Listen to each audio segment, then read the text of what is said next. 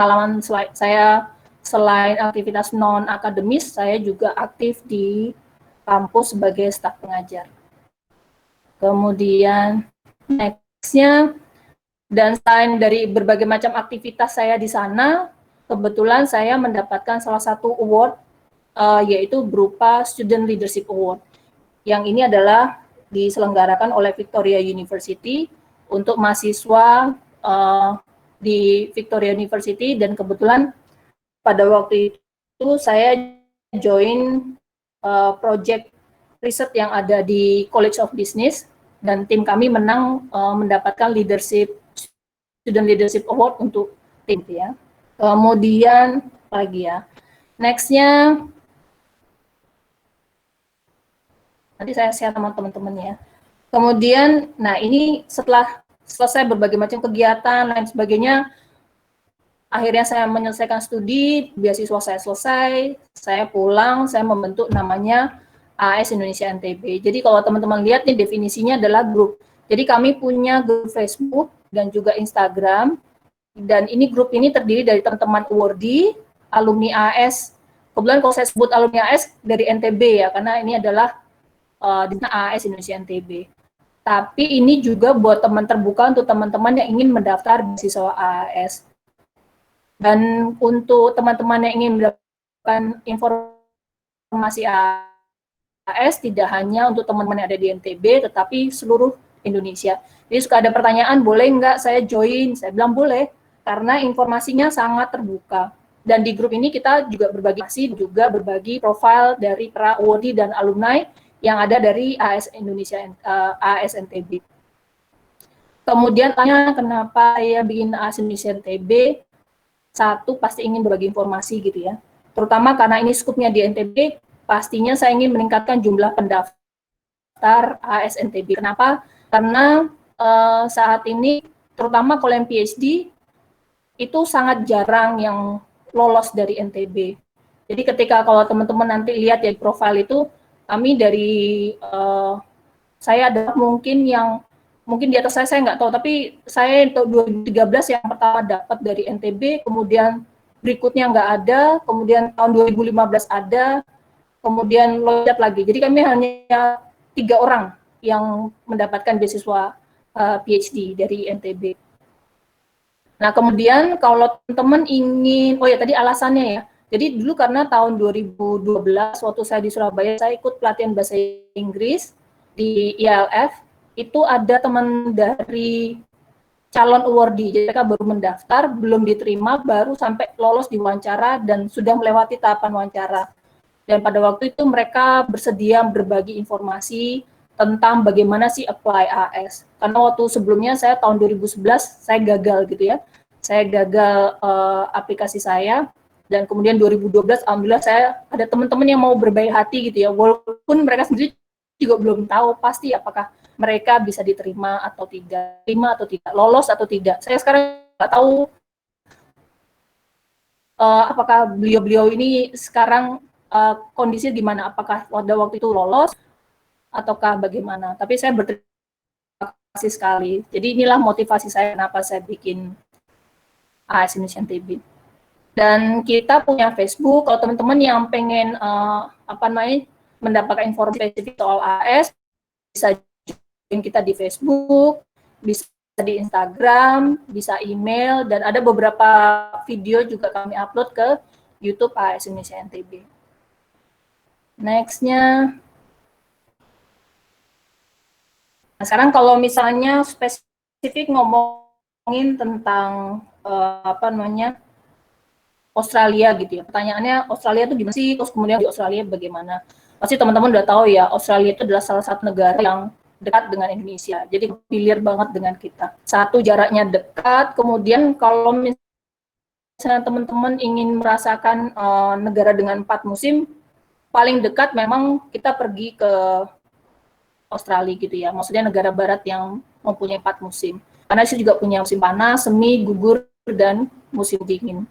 Nanti perbedaannya apa sih? Kecuali bedanya kalau di musim dingin atau di winter itu nggak ada salju. Jadi kalau kita mau cari salju, kita harus pergi ke gunung gitu ya, supaya kita bisa bermain salju. Nah, sekarang kenapa Australia? Pertanyaan. Jadi kalau dilihat dari data statistiknya, ternyata banyak mahasiswa-mahasiswa Indonesia yang ingin studi ke luar negeri, pilihan pertamanya adalah ke Australia. Yang kedua adalah Amerika, yang ketiga adalah Malaysia. Kebetulan saya kemarin juga menjadi tim wawancara untuk beasiswa, ada salah satu tujuan yang dekat dengan Indonesia. Kemudian kalau ditanya alasannya lagi, mungkin bisa dibilang punya banyak kesamaan dengan Indonesia sebagai negara multikultural gitu ya, dalam artian budaya, agama maupun bahasa. Jadi di sana orang bisa dibilang kayak melting pot gitu ya, semua orang dari berbagai macam dunia datang Australia. Jadi kita bisa melihat berbagai macam budaya dari berbagai macam negara. Kemudian kita bisa melihat berbagai macam praktik agama di Australia. Kalau bagi teman-teman yang Muslim, Jumatan juga bisa didapatkan di sana. Di kampus-kampus pasti punya tempat ibadah, dan untuk teman-teman yang Muslim hari Jumat bisa melakukan ibadah di kampus. Kemudian bahasa lagi ya, juga Australia banyak bahasa, dan juga karena mereka ada saling terbesar studi bagi mahasiswa Indonesia, maka bahasa Indonesia gampang kita dapatkan di sana. Banyak banget ketemu orang Indonesia di pokok Indonesia. Kemudian nextnya, nah sekarang apa sih yang bisa membawa teman-teman untuk berangkat ke Australia? Jadi salah satu pilihan yang paling diminati itu adalah melalui beasiswa Australia Award. Jadi beasiswa Australia Award ini adalah beasiswa yang disponsori, didanai oleh pemerintah Australia. Jadi ada pemerintah Australia punya banyak skema gitu ya, skema beasiswa, dan salah satunya adalah beasiswa Australia Award Scholarship. Nah, kalau kita lihat ke statistik 2 tahun sebelumnya, itu tahun 2018 jumlah peserta jumlah award yang diterima itu adalah sebesar 250 orang. Dan 76 orangnya itu kalau kita lihat statistiknya terdiri berasal dari provinsi-provinsi yang disebut sebagai geographic focus area. Di provinsi-provinsi yang menjadi fokus bagi pembangunan dari Australia. Dan ini statistiknya berubah nggak penerimaannya? Berubah, karena pada waktu saya 2013, jumlah awardee yang diterima itu adalah 450. Kemudian berkurang sampai dengan 2018 hanya yang bisa berangkat sebesar 250 orang. Kemudian bagaimana dengan tahun berikutnya gitu ya, tahun 2019. Next-nya. Nah, sekarang tahun 2019 itu berapa jumlah beasiswa yang diberikan gitu ya? Apakah sama dengan yang sekarang? Tapi ini gambarannya 2019, besar yang diterima di tahun 2019, boleh next-nya ya. Tahun 2019 itu ada sebanyak 250 orang juga. Boleh berikutnya dong. Maaf teman-teman ya, ini yang presentasi saya, tapi ini PowerPoint-nya ada di sana. Jadi 11 tahun 2019 jumlah awardee sama 250 juga. Nah sekarang kalau teman-teman lihat sebenarnya Australia Award ini sangat concern dengan perempuan, teman dari disabilitas, dan teman-teman yang dari provinsi yang tadi ya menjadi geografik fokus areanya AS, fokus pembangunan bagi AS. Jadi kalau tahun 2019, kalau kita lihat perimbangannya ada 135 perempuan dibandingkan dengan laki-laki. Jadi mayoritas perempuan. Kemudian kalau dilihatnya lagi berasal dari geographic focus area. Boleh berikutnya tolong.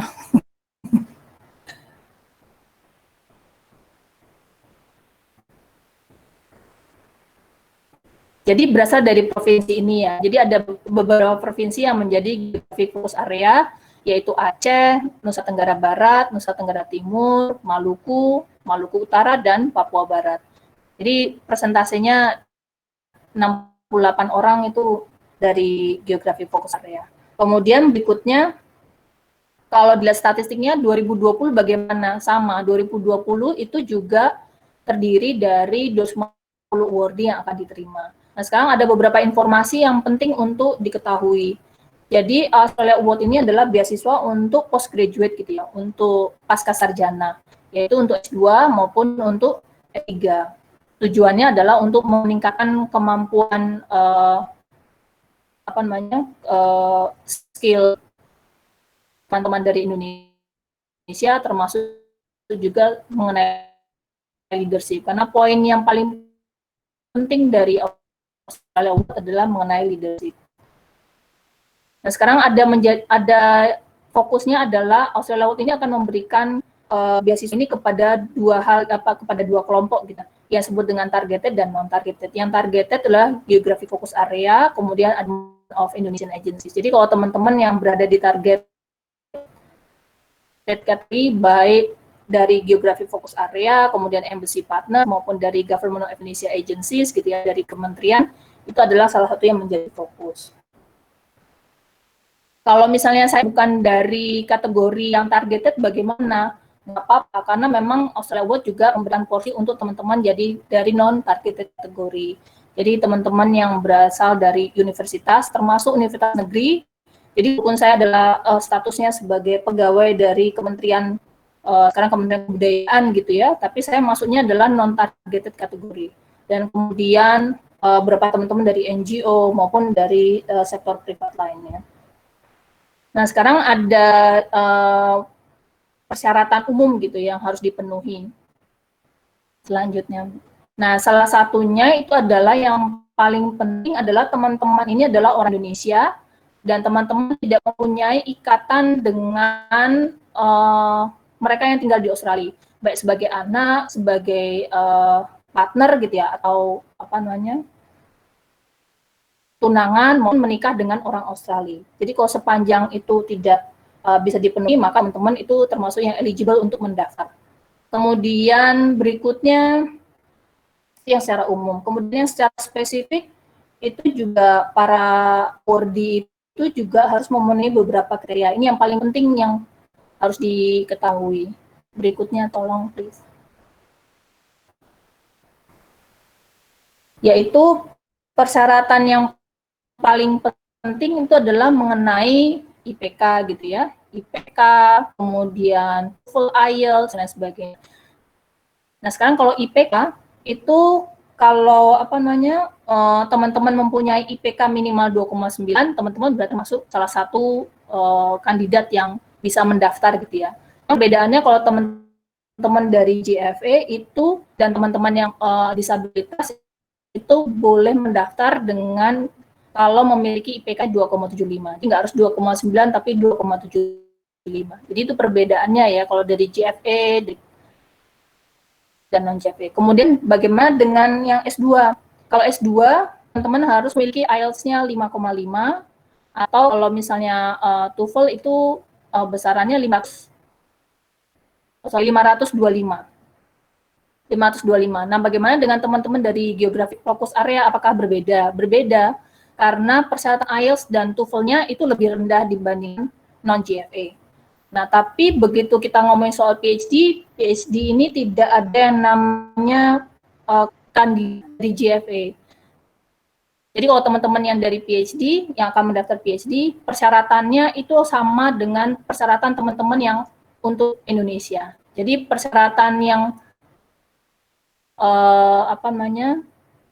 IELTS yang berbeda hanya IELTS dan TOEFL, termasuk juga dengan GPA, Itu kemudian, nah sekarang untuk tahun 2020 ini, Australia Award karena kondisi pandemik tadinya seharusnya dibuka bulan Februari, 1 Februari sampai dengan 30 April, sekarang diperpanjang menjadi 30 Juni. Jadi sekarang tinggal beberapa minggu lagi, banyak teman-teman sedang berjuang untuk mengisi aplikasi supaya bisa lolos di seleksinya. Kemudian next. Nah sekarang kalau saya ingin mendaftar itu bagaimana ya?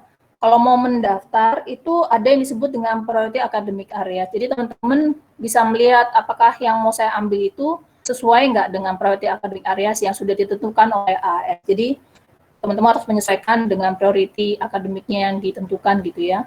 Nanti dilihat lagi apakah S1-nya, S2-nya, dan sebagainya.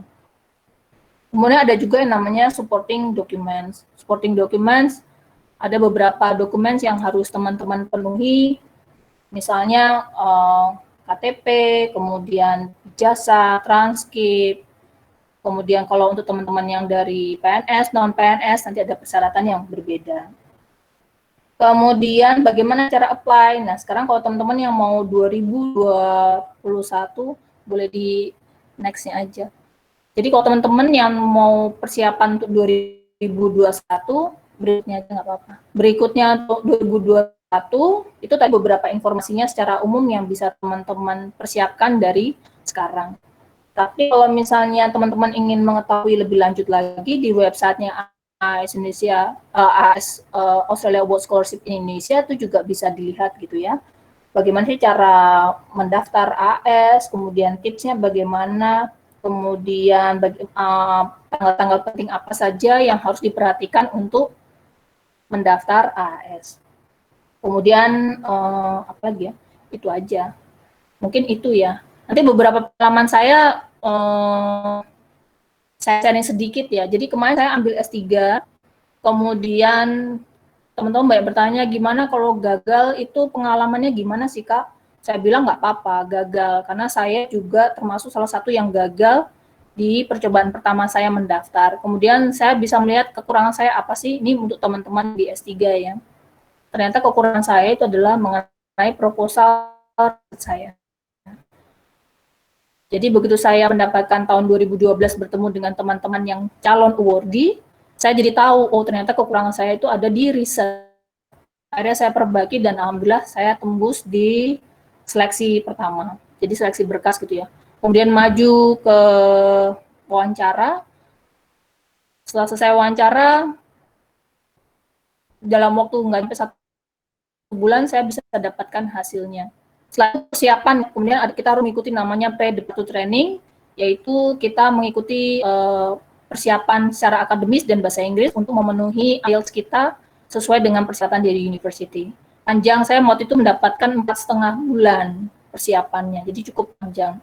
Di bulan Mei sampai akhir tahun. Kemudian saya baru berangkat 2015, persiapannya lumayan panjang karena saya dari PNS, segala macam persyaratan kayak paspor, itu saya harus mempersiapkan paspor biru dan lain sebagainya. Nah sekarang challengingnya adalah ketika membawa family gitu ya, karena waktu pas saya sekolah saya memboyong suami dan anak untuk ikut ke Australia.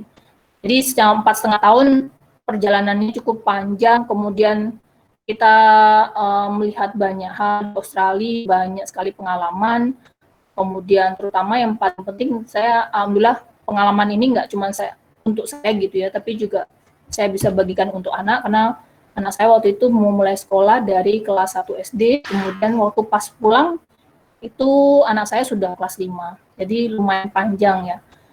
Itu mungkin untuk awalnya mungkin itu ya, nanti yang lain-lainnya boleh teman-teman tanya ke saya. Gitu aja, makasih Faisal.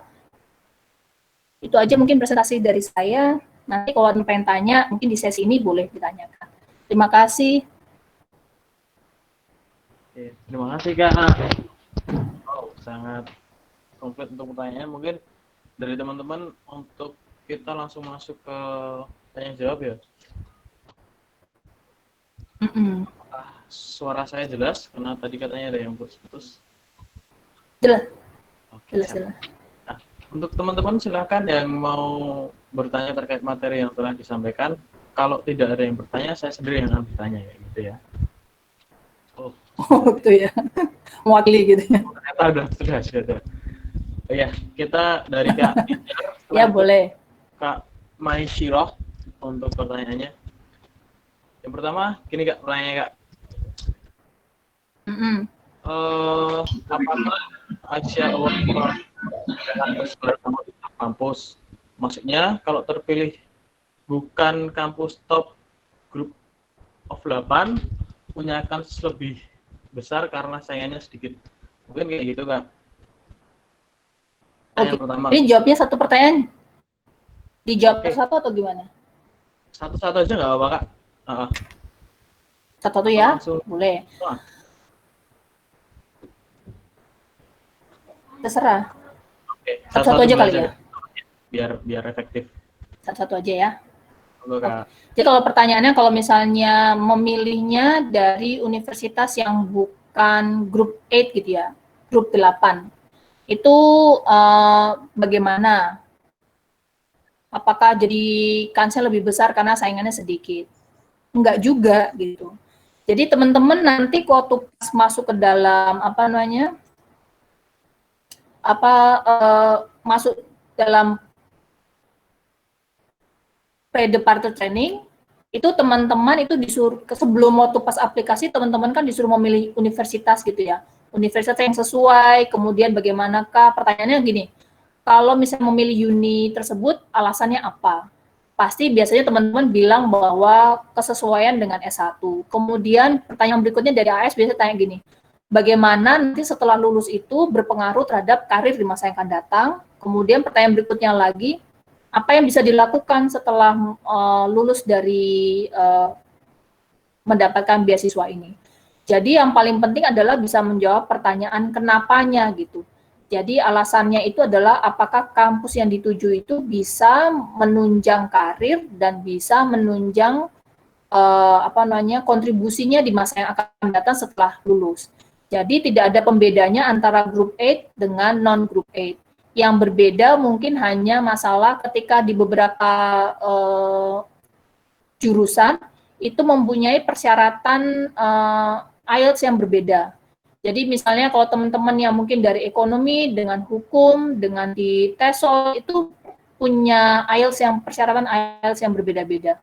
Ada juga teman-teman yang mungkin kalau misalnya sama-sama TESOL, tapi mungkin di uni lain, itu IELTS-nya mungkin agak sedikit lebih rendah gitu ya. Misalnya 1,6, satu lagi 6 boleh.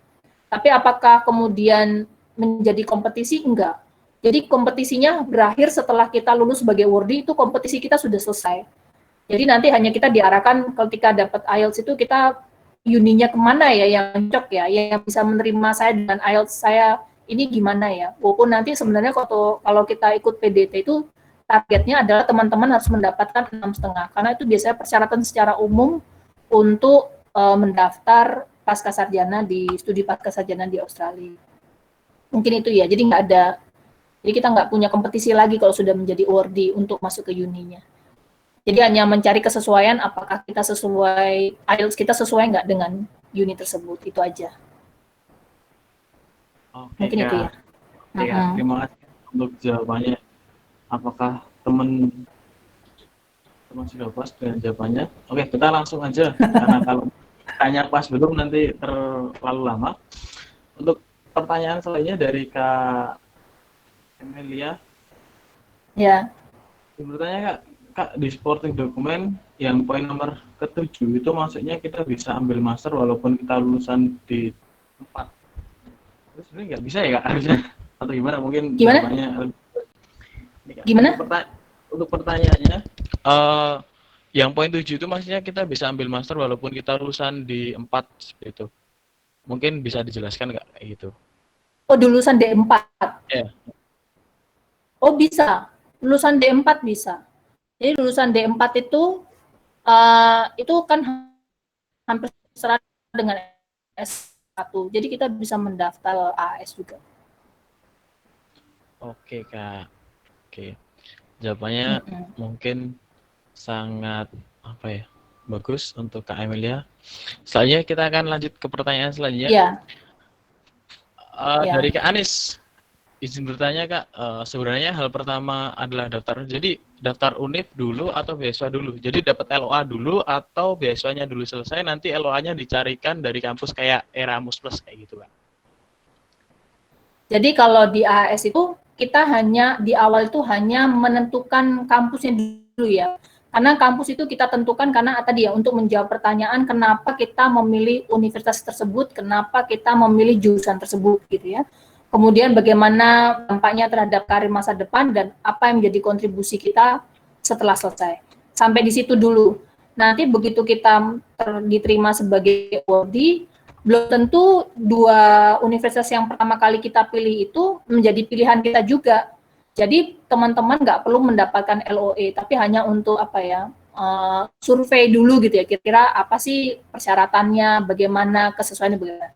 Nanti setelah PDT, prosesnya masih panjang itu, karena habis itu teman-teman akan dilihat lagi di dokumennya, dibantu untuk apply, kemudian dari Australia Award Indonesia ya, dibantu untuk apply, dokumennya bagaimana, nanti teman-teman itu akan mendapatkan namanya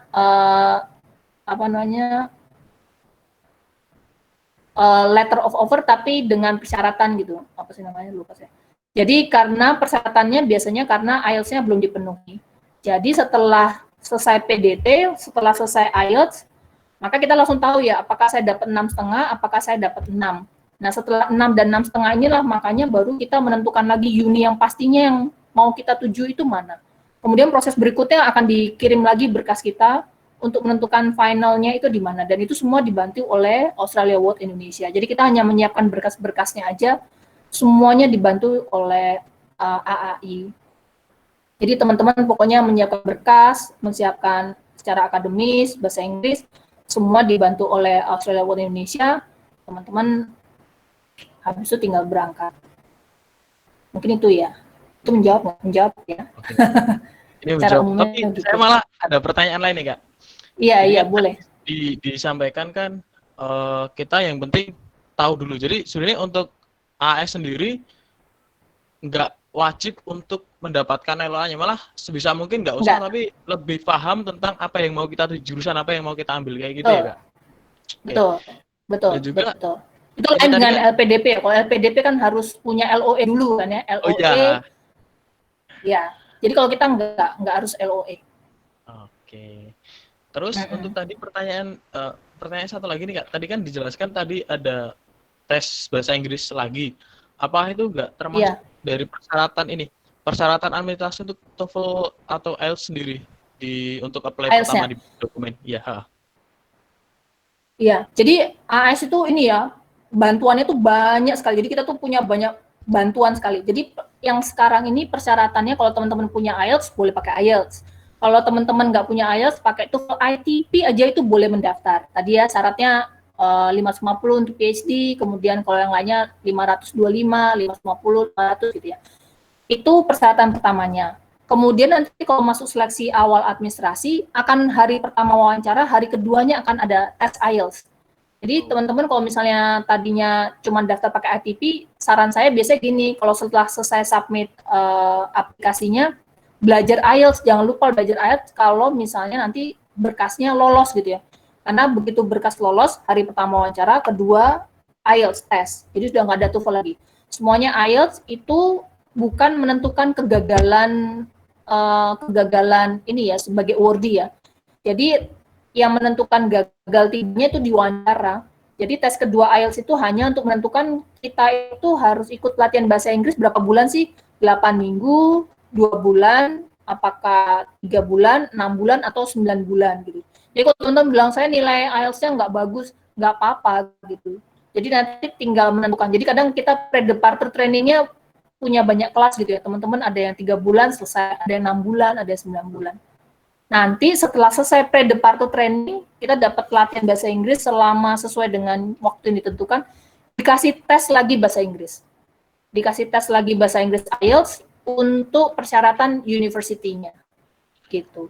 Oke, Kak. Ini malah jadi semuanya lagi. Ya. Jadi semuanya sudah apa ya? Semuanya udah disediakan. Jadi yang penting pokoknya kita udah siap. Persiapan kita hanya sampai dengan wawancara aja gitu. Wawancara selesai. Jadi awardee pokoknya semuanya dapat. Nanti kita dapat stipend, uang saku gitu ya. Uang saku diberikan. Waktu itu saya dapat uang sakunya 2.800.000 satu bulan. Tahun 2014 ya. Sekarang nggak tahu berapa dapat uang sakunya. Jadi pokoknya udah tinggal bawa badan aja gitu ya, berangkat sekolah. Oke, ini sekali lagi yang menarik tadi Kak. Jadi tadi kan disampaikan bahwa nanti setelah dari tes tersebut, semisal memang belum bisa, akan diajari lagi. Apakah itu juga termasuk dalam rangkaian dari program Australia Award sendiri, atau itu terpisah? Maksudnya kita sendiri yang mengeluarkan untuk pelatihan tersebut, kayak gitu Kak? Pelatihannya, setelah jadi awardee maksudnya?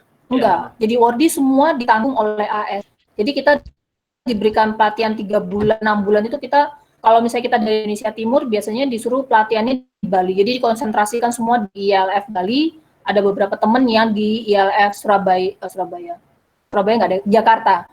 Jadi pilihannya itu. Jadi semua harus mengikuti pelatihan bahasa Inggris di ILF, tergantung tempatnya, apakah di di Bali atau di Jakarta. Jadi pokoknya kalau sudah jadi wardi, berangkat ke tempat pelatihan tinggal bawa diri aja, bawa ini semuanya udah disediakan, termasuk transportasi, semuanya dia pokoknya. Jadi udah lengkap ya. Itu. Nanti ada lagi kalau yang lebih menarik lagi, ini pembedanya Australia Award gitu ya dengan yang lainnya.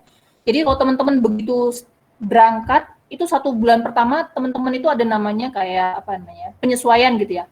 Ada namanya introductory academic preparation. Jadi ada lagi 1 bulan pelatihan bahasa Inggris termasuk penyesuaian budaya, bahasa, akademis selama 1 bulan.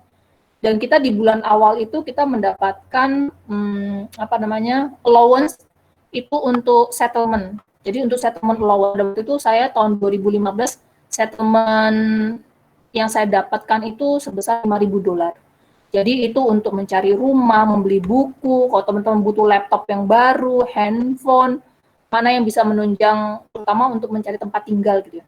Jadi teman-teman kalau tanya kemana, ada nanya, perlu nggak saya bawa uang? Ya perlu, tapi cuma dikit aja, hanya untuk di beberapa hari sebelum, karena begitu biasanya kita akan datang itu nggak nyampe seminggu setelah hari pertama mulai kuliah, persiapan lagi di Australia. Jadi habis itu kita langsung diajak ke bank, dicairkan uangnya, habis itu teman-teman bisa menggunakan uang, setelah itu dapatkan uang bulanan stipendnya. Mungkin itu ya. Kayaknya ini banget ya. Saya mempromosikan karena emang betul itu sangat AS itu sangat sangat tertata dengan rapi beasiswanya, kemudian sangat murah hati gitu ya, bermurah hati kepada wardinya. Gitu, ada lagi nggak nih? Halo? Halo, Assalamualaikum. Waalaikumsalam. Ibu, mohon maaf, ini saya mau bertanya via langsung voice ya, Bu. Oh boleh. Ini mana nih yang dari asalnya nggak ada? Ini nggak ada ya. Ini saya sudah chat sebenarnya di samping, tapi tadi kebetulan belum dibacakan mungkin. Ini apabila kami yang berdomisili di Jakarta, itu kira-kira peluang untuk AS ini seperti apa ya, Bu? Itu pertanyaan pertama. Peluangnya. Ya, kemudian bolehkah kami tahu kegagalan Ibu waktu pertama kali apply ini tahun 2011 itu seperti apa ya Bu, agar menjadi pembelajaran gitu untuk kami. Kemudian ada lagi tentang Suaranya nggak ini Bu. putus-putus. Suaranya putus-putus ini saya. Ini untuk penyebab waktu tahun 2011 apply-nya belum masuk itu belum diterima, kenapa ya Bu? Oh gitu. Iya. Tadi saya cuma dengernya pertanyaan terakhirnya, kenapa 2011 gagal gitu ya? Iya, iya. Yang pertama itu untuk yang domisili Jakarta. Domisili Jakarta. Ada yang ini deh, suara background-nya ini banget. Teman-teman ada suara musiknya soalnya di belakang. Dari Kak Maisra, untuk TV-nya dimatiin dulu biar enak. Oh, Faisal sebentar. Saya tadi pertanyaannya kalau lulusan D3 ya, saya pikir D4. Kalau D3 nggak bisa. Maaf ya, tadi saya barusan baca nih chatnya. Jadi teman-teman maaf ya, kalau untuk yang teman-teman dari D3 itu nggak bisa mendaftar AAS. Saya pikir tadi dari D4. Kalau D3 nggak bisa. Ya, gimana? Monggo silakan Kak Maisra untuk melanjutkan pertanyaannya. Ya, tadi pertanyaan pertama untuk domisili Jakarta, potensi untuk AS ini potensi AS ini untuk seperti apa Bu? Kemudian untuk penyebab kegagalan tahun 11 waktu itu 2011. Ya, mohon gambarannya untuk kami sebagai bahan pembelajaran. Kemudian ada lagi tadi itu saya agak tertarik dengan tantangan Ibu pada saat membawa keluarga ke sana. Kebetulan saya juga sudah memiliki anak. Jadi kalau nanti misalnya berjodoh itu seperti apa gambaran jika membawa keluarga ke Australia? Oh gitu. Iya. Terima kasih Ya, Ibu sebelumnya. ya sama-sama.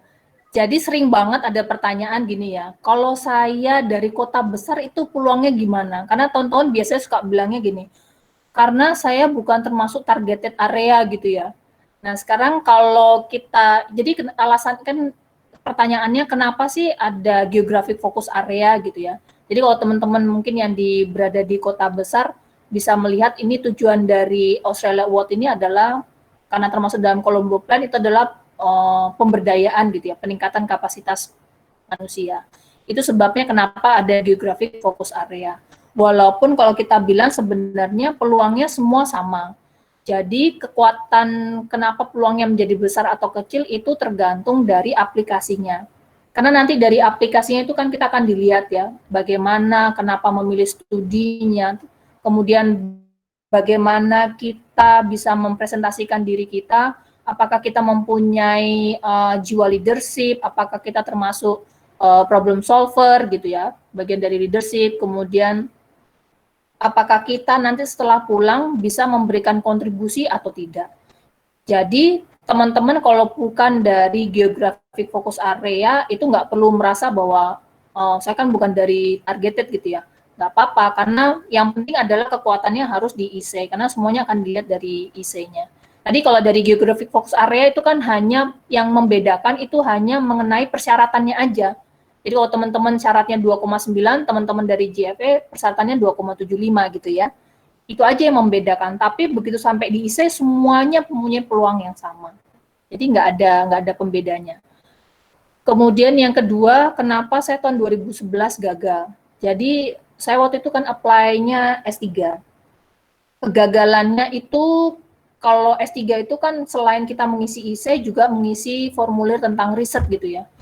Dan riset ini yang paling penting karena apa? Nanti begitu kita wawancara, itu kita selain ditanyakan tentang pribadi gitu ya, tentang bagaimana kamu, tentang isian yang ada di dalam presentasi itu, bagaimana kontribusi, lagi-lagi pertanyaannya semua kayak beasiswa itu sama gitu ya, kontribusi, bagaimana masa depan, dan sebagainya. Pembedanya adalah kalau misalnya kita S3, begitu kita masuk dalam ruangan, kita diberikan 10 menit pertama itu adalah presentasi mengenai riset kita, oral presentation. Jadi nggak boleh bawa kertas, nggak boleh pakai PowerPoint, jadi pokoknya kita mempresentasikan selama 10 menit itu mengenai proposal kita. Jadi kita tahu ya bahwa untuk S3 poinnya ada di riset. Jadi waktu pas 2011 saya 2011 saya gagal, itu poinnya lebih karena riset saya itu tidak memberikan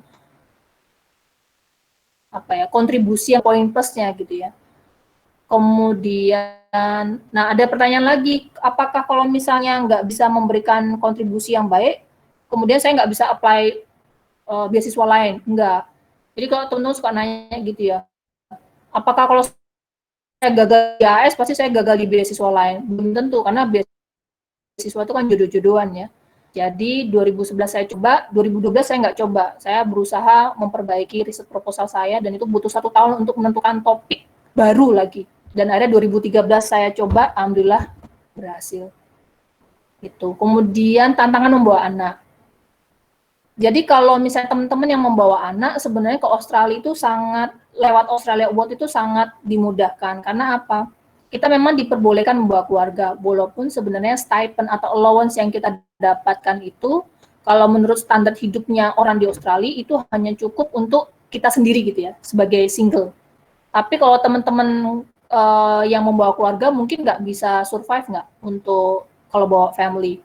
Bisa, banyak. Kalau misalnya yang perempuan membawa suami, suaminya bisa kerja gitu ya.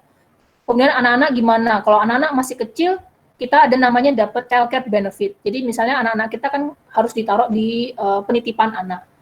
Di penitipan anak kita mendapatkan subsidi karena AS Awardee ini begitu sampai di Australia, status kita walaupun international student, tapi sebenarnya benefit manfaat yang kita dapatkan itu banyak seperti diperlakukan sebagai citizen, sebagai orang Australia. Jadi sebenarnya kalau apalagi sekarang sudah mulai ketat gitu kan, Australia mulai ketat.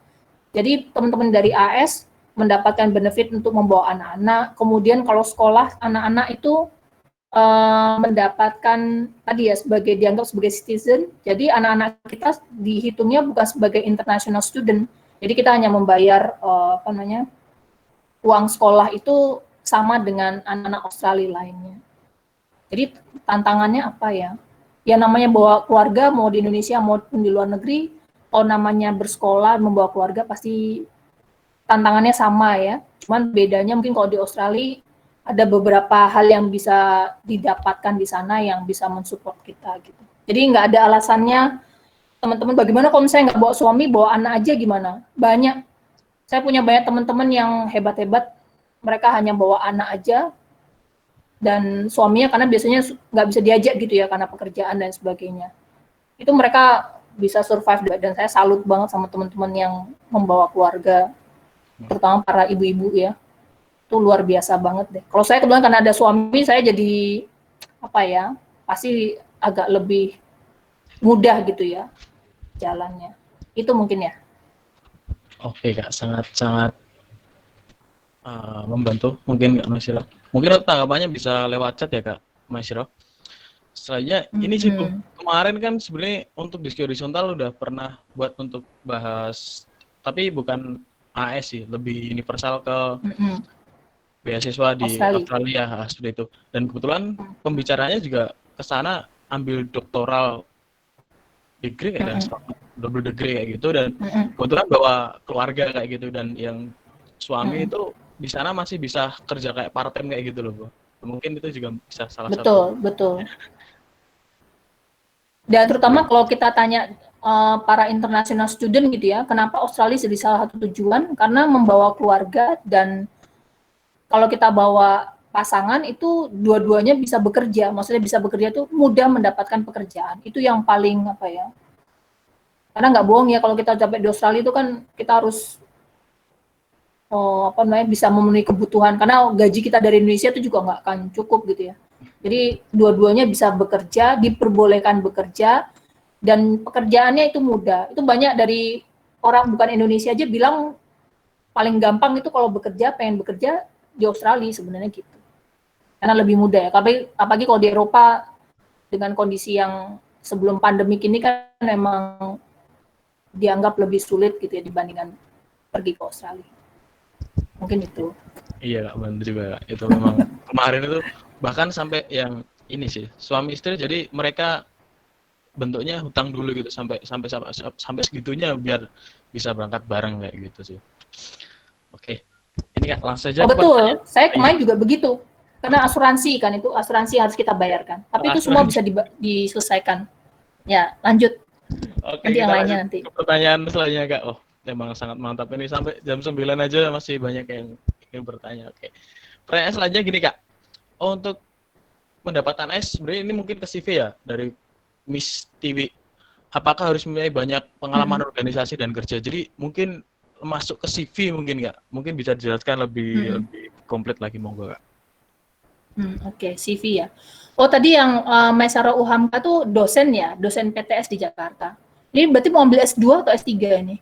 Nanti di komen ya, S2 atau S3. Kalau dosen peluangnya sih besar. S3 Ibu. Ambil PhD S3. doktoral. Oh iya, kalau gitu peluangnya besar itu.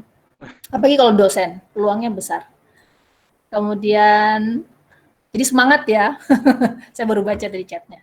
Kemudian mengenai CV ini juga jadi poin penting. CV itu kan kita pengen memberikan gambaran awal bagi para tim seleksi mengenai apa yang pernah kita lakukan gitu ya. Terus kemudian kita aktivitasnya apa aja. Nah sekarang biasanya teman-teman tuh suka gini, kalau saya udah selesai, saya dulu waktu pas S1 saya nggak pernah ngapa-ngapain Bu, so di CV saya mesti isi apa? Nah itu yang bingung kan, gimana caranya mengisi CV? Kalau saya kemarin memberikan saran gini, coba kalau teman-teman yang S1-nya, ini kalau yang belum selesai ya, kayak misalnya kayak Faisal belum selesai, dari sekarang banyak-banyaklah melakukan aktivitas akademis dan non-akademis gitu ya. Perimbangan, karena poin akademis dan non-akademis itu jadi dua hal yang berimbang kalau di AS. Jadi dilihat tuh akademis dan akademis. Jadi kalau yang belum, saran saya buat yang belum lulus, lakukanlah berbagai macam kegiatan akademis dan non akademis karena itu akan menjadi poin pendongkrak yang paling besar. Kalau gimana teman-teman yang kalau sudah terlanjur lulus tapi belum ngapa-ngapain gitu ya. Kalau saya kemarin bilang sama teman-teman gini, coba deh cerita sedikit aja, misalnya mengenai KKN aja. Coba disebutkan dulu tuh KKN itu pernah kemana, apa yang dilakukan, karena KKN kan sekarang ada yang masih KKN yang ini ya, terjun langsung ke mana, terjun langsung ke desa gitu kan masih ada ya. Nah kalau betul, kalau itu masih ada, itu bisa jadi salah satu yang ditonjolkan gitu. Kemudian minimal itu, kemudian berbagai macam kegiatan, misalnya ikut seminar, ikut kegiatan, pasti adalah ikut ya, minimal ikut apa gitu, jadi panitia atau apa gitu. Minimal kalau nggak ada ya, udah deh coba apply itu menggunakan aktivitas KKN aja, coba ditulis di situ. Nanti kalau gagal gimana? Nggak apa-apa gagal, karena habis itu minimal sudah membuat aplikasi, dan habis itu jadi tahu persiapannya untuk tahun depan itu seperti apa gitu. Kemudian itu kalau yang teman-teman dari S1 mau ke S2. Nah sekarang teman-teman dari S2 mau ke S3, CV-nya mesti seperti apa? Sama CV-nya. Jadi apa yang kita lakukan di sebelumnya itu harus tercantumkan. Dan untuk teman-teman yang mau S3, yang paling penting karena poinnya adalah S3 ini kan research gitu ya. Karena melakukan riset, maka publikasi itu jauh jadi lebih poin penting. Nanti di AS itu ada tulisan yang kita harus menyebutkan list of publication. Jadi kalau teman-teman yang background-nya dosen, pasti seharusnya itu jadi poin yang apa namanya, poin keunggulannya di situ ya. Karena kemarin ada yang pertanyaan, saya mau ambil S3, tapi saya bukan dosen. Nah itu saya bingung juga mau jawabnya gimana ya. Nggak apa-apa sebenarnya, boleh nggak saya mendaftar? Boleh mendaftar. Jadi AS itu kalau S3 nggak harus dosen. Pertanyaannya cuman apakah bisa memenuhi kriteria untuk menuliskan list of publication-nya itu. Karena nanti ada persyaratan gitu ya, jumlah apa waktu kita S2 itu riset kita tuh persentasenya berapa. Kemudian ditambah dengan list of publication itu persentasenya berapa. Jadi ada persyaratan yang harus dipenuhi. Jadi karena itu poin pentingnya untuk S3. Mungkin itu ya, CV itu aja yang paling penting. Karena CV kan gambaran apa yang pernah kita lakukan gitu kan ya. Ini menjawab Tiwi juga berarti ya, Miss Tiwi. Pengalaman organisasi penting nggak? Penting. Pengalaman organisasi dan kerja itu penting. Penting banget. Mungkin itu Faisal ya. Oke Kak, sangat-sangat jelas. Ini mohon maaf ya, agak sedikit gangguan untuk yang akun satunya, jadi akun. Selanjutnya ini Kak, karena tadi agak menarik ketika kita bahas tentang CV ya. Mungkin ini untuk penulisan CV sendiri mungkin bisa sedikit dijelaskan Kak terkait dengan penulisannya, karena ada beasiswa yang semisal kemarin kita bahas Erasmus plus sama DAAD itu, mereka menginginkan untuk formatnya adalah European. Mungkin di Australia seperti itu atau berbeda Kak? Mungkin itu. Terima kasih. Oh formatnya nggak ada. Jadi kalau CV kita nggak ada format, nggak ada format bakunya. Jadi teman-teman boleh menggunakan CV dengan berbagai macam format. Karena yang paling penting dilihat isinya ya, isinya apa ini gitu.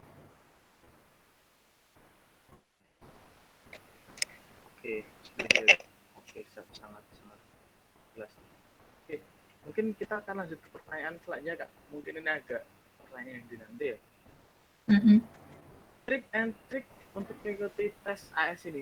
Jadi sebelum ikut biasanya apa aja sih yang harus kita persiapkan lebih matang daripada yang lain? Misal motivation letter, apakah itu harus kita persiapkan lebih daripada yang lain atau seperti apa? Karena tadi disampaikan bahwa setelah untuk lolos dari akreditasi, esainya yang paling menentukan. Mungkin bisa dijelaskan sedikit untuk seperti apa? Ya, tips and triknya tadi ya. Jadi kalau misalnya beruntung buat teman-teman kalau yang mempunyai banyak aktivitas baik pekerjaan maupun organisasi sebelum melamar. Kemudian teman-teman yang sudah mempersiapkan bahasa Inggris sebelumnya. Karena kalau misalnya teman-teman nggak bisa IELTS, ya TOEFL aja boleh deh, TOEFL ITP dipersiapkan. Kemudian tips and tricksnya, Karena kita kalau di AS itu hanya cuma ada 3 pertanyaan yang penting soalnya. Jadi, 4. 4 ya, ada 4 pertanyaan yang penting. Jadi hanya 4 yang harus dijawab. Yang pertama sih sebelumnya itu kita ada pertanyaan gini, pekerjaan sekarang apa kalau sudah bekerja? Kemudian kalau sudah bekerja posisinya sebagai apa dan apa yang tugasnya apa gitu, job description-nya apa. Kemudian pertanyaan berikutnya ini yang mengenai data atas ya. Itu kemudian ada pertanyaannya, kalau misalnya mendapatkan beasiswa ini apa sih yang paling penting benefitnya buat organisasinya itu dalam di human resource development-nya. Jadi apa keuntungan organisasi kalau misalnya kita itu melanjutkan studi kita itu. Kemudian yang pertanyaan isinya hanya 4, jadi simple banget sebenarnya. Pertanyaan pertama itu adalah kenapa memilih uni yang kita sebutkan. Kemudian yang kedua, bagaimana pengaruhnya terhadap karir. Yang ketiga, tolong sebutkan contoh kepemimpinan yang pernah Anda lakukan, gitu ya. Yang keempat itu tolong sebutkan setelah selesai sekolah 3 hal yang ingin Anda lakukan, kemudian apakah yang menjadi tantangan gitu ya, penghalang untuk mencapai 3 hal yang akan Anda lakukan. Jadi hanya 4 itu aja yang perlu diisi. Jadi kalau teman-teman lihat isiannya nggak banyak, hanya 4 itu. Tapi tempat 4 ini akan menentukan. Jadi yang paling sering ditanyakan untuk yang poin pertama adalah apa yang uni mana yang mau Anda pilih gitu. Nah, ini kita dilihat seberapa jauh kita melakukan riset terhadap uni yang mau kita tuju. Sebenarnya teman-teman tahu nggak sih tentang universitas di Australia itu seperti apa?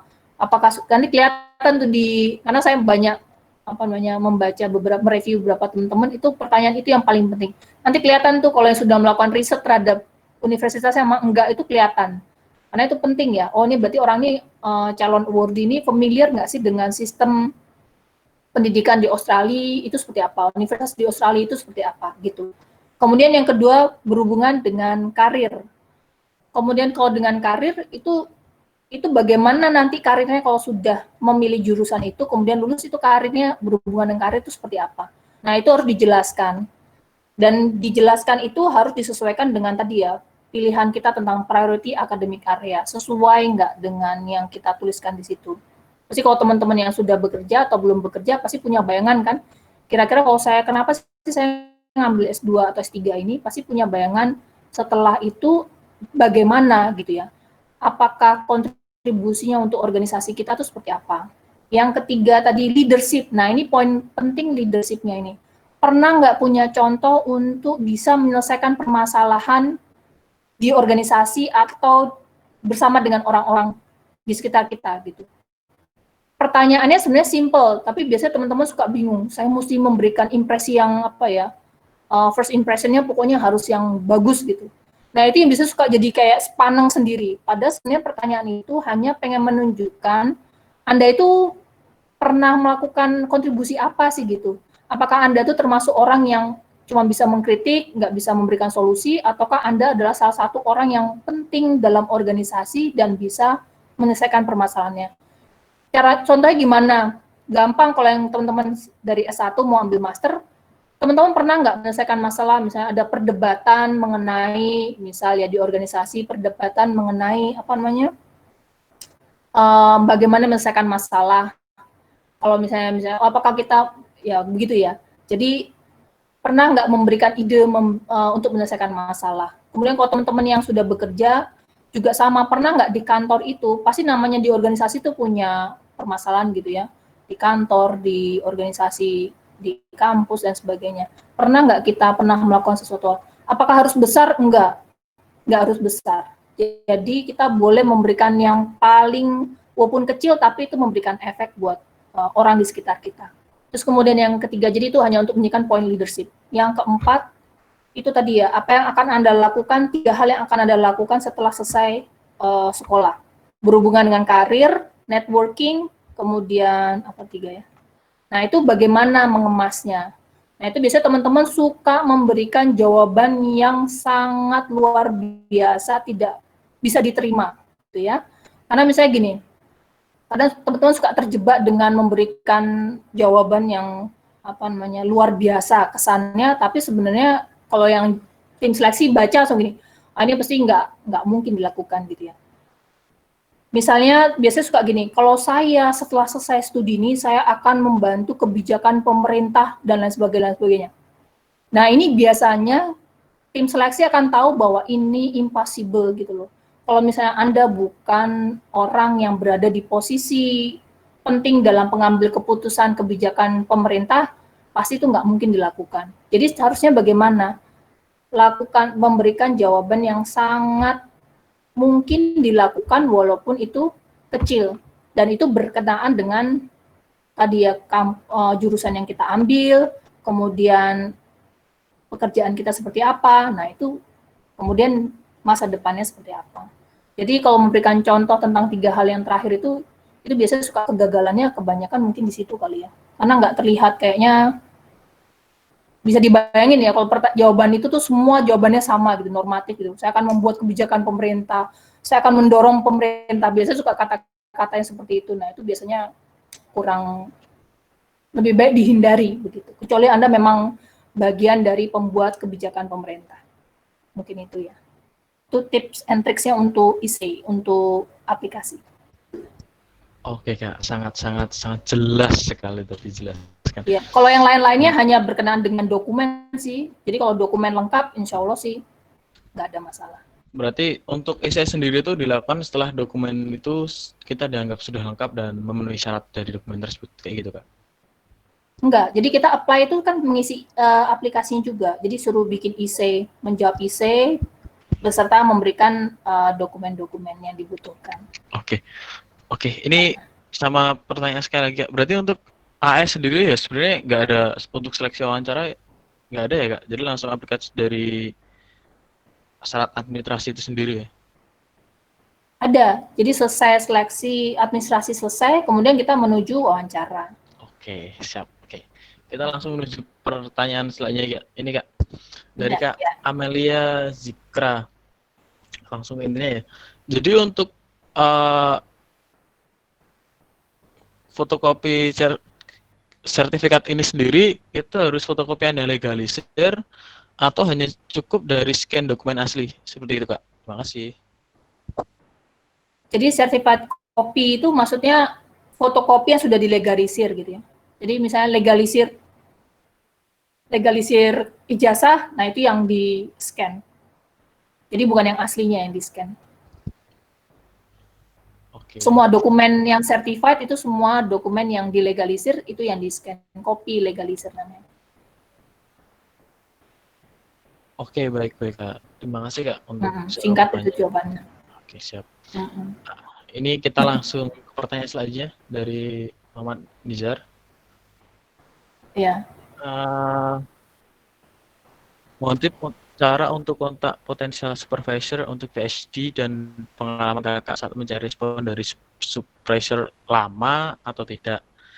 Kalau bukti letter from a potential supervisor bisa dari balasan email atau ada forum khusus Kak, kayak gitu. Oh gitu, iya. Kalau yang PhD memang ini tantangannya mencari calon supervisor. Tapi AS itu tidak mensyaratkan harus sudah punya calon supervisor gitu ya. Yang dibutuhkan adalah bukti komunikasi pernah mengkontak calon supervisor. Kalau misalnya pengalaman saya lama atau enggak. Jadi kalau cari supervisor itu kayak cari apa ya, jodoh gitu ya. Pokoknya mungkin bukan jodoh mungkin. Kalau sudah ketemu baru cari jodoh. Jadi kalau kita cari supervisor itu kirim email sebanyak-banyaknya. Nanti saya akan share gitu ya tips untuk mencari potensial supervisor itu seperti apa. Jadi kirimlah email sebanyak-banyaknya, dan kalau misalnya mau apply AS, memang ada formatnya yang saya dengan teman saya, itu kita membuatkan tips gitu ya buat teman-teman, email seperti apa sih yang dibutuhkan untuk mencari supervisor. Jadi kita sarankan teman-teman pertama menyebutkan bahwa teman-teman ini akan mendaftar beasiswa AAS, dan kemudian teman-teman ingin mencari supervisor, kemudian bilang bahwa teman-teman sudah mempunyai judul ini dan berikan sedikit abstrak. Kemudian pertanyaan berikutnya kepada calon supervisor di email, tanya apakah Anda bersedia untuk menjadi calon supervisor saya. Dan itu dikirimlah sebanyak-banyaknya. kepada calon supervisor dari berbagai universitas. Kemudian kalau ada formatnya nggak ada, cuman kemarin kita bikinkan ini format yang bisa membantu teman-teman untuk menghubungi supervisor gitu ya, supaya teman-teman nggak bahasa Jawanya nggerambyang gitu, maksudnya bikin segala macam kata-kata yang nggak penting, nggak to the point gitu. Jadi kita bantu teman-teman untuk membuat tipsnya begitu. Kemudian yang paling penting kalau PhD, ini yang suka jadi pertanyaan buat PhD, karena biasanya suka malu sama yang ngambil master. Nah ini pertanyaannya. Pertanyaannya, kalau group 8 itu sebenarnya penting nggak sih buat PhD gitu? Sebenarnya group 8 itu penting nggak sih kalau untuk ngambil master? Kalau saya bilang, sarankan, kalau teman-teman mau ambil master, kalau Anda ingin mencari universitas yang terbaik, ya disebut group 8 itu kan karena memang pasti ada kelebihannya gitu ya, keunggulannya. Kalau saya sarankan untuk yang master, carilah group 8. Kalau tidak bisa, nggak apa-apa gitu. Tapi kalau bisa, ya carilah group 8. Nah, bagaimana dengan PhD? Nah, biasanya PhD suka kerasanya kayak malu ya. Saya kalau nggak group 8 itu maksudnya kayak Monash University, Melbourne University, kemudian Sydney University gitu ya, USyd dan sebagainya. Itu saya kayak malu. Nah, PhD, bukan saran, ini tipsnya buat PhD. PhD itu yang penting dicari adalah supervisor, bukan university. Jadi carilah supervisornya dan bukan university-nya dulu. Karena mencari supervisor itu kan harus sesuai dengan bidang kita gitu ya. Jadi kayak saya kemarin mencari supervisor banyak nggak? Banyak. Saya kirim sebanyak-banyak ke semua supervisor, ada kadang jawabannya cepat dan lambat. Jadi nanti kita ada juga tipsnya, timing soal kapan sih sebaiknya mengirim email. Nggak mungkin mengirim email itu di bulan Desember. Karena bulan Desember tuh supervisor tuh pasti biasanya on leave gitu ya. Mereka udah libur, mereka nggak mau diganggu. Kemudian nanti ada beberapa tips, nanti saya share ya. Itu yang paling penting. Kemudian membuat email itu harus yang to the point, nggak boleh panjang bercerita yang nggak penting. Nah, itu yang kedua. Jadi setelah mendapatkan calon supervisor, baru uni itu baru nomor 2. Kalau pengalaman saya kemarin, saya dapat 3 calon supervisor, 3-tiganya oke. Kemudian waktu saya pre-departure training, itu saya harus menentukan 1 uni gitu ya. Dan karena waktu itu prosesnya, karena dulu kan proses saya agak lebih lama karena sistemnya belum online. Jadi dulu karena periodenya agak lebih panjang, jadi saya 2013 apply, 2015 baru berangkat, Januari 2015 baru berangkat. Dan itu supervisor tanya kan, kamu bagaimana, kapan berangkat? Karena supervisor itu kan juga punya tuntutan mencari student gitu ya. Dan mereka punya kuota student maksimalnya berapa. Jadi kalau misalnya supervisor nggak akan bisa hold lama-lama gitu ya kursinya buat kita. Jadi itu sebabnya saya kasih saran, carilah calon supervisor sebanyak-banyaknya, dan tidak harus kalau bisa dapat oke, lebih baik, tapi kalau enggak, itu cukup bukti komunikasi email itu yang dikirim ke AAS. Jadi enggak masalah. Berapa lama biasanya? Tergantung ya. Kalau misalnya sending email on the right time, ya bisa seminggu, 2 hari, 3 hari, bisa langsung. Dan itu yang penting menjaring gitu ya, tebar jaring sebanyak-banyaknya. Saya dapat 3 waktu itu, akhirnya saya menentukan Victoria University karena itu di Melbourne, dan saya punya pertimbangan keluarga yang kayak kalau di Melbourne suami lebih gampang cari kerja gitu ya dan sebagainya. Akhirnya saya ambil Victoria University. Itu mungkin.